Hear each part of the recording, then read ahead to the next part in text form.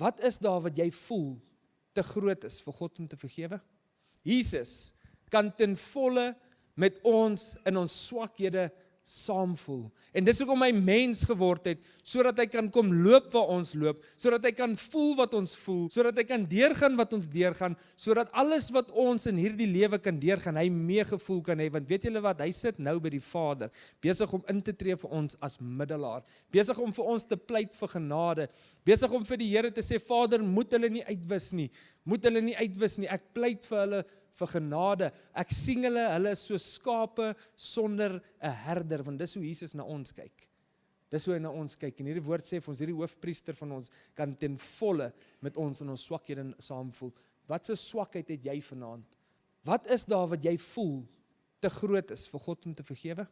Hier's die Bybel, die waarheid, die woord van God, sê, hy kan ten volle, nie gedeeltelik nie, hy kan ten volle met ons in ons swakhede saamvoel.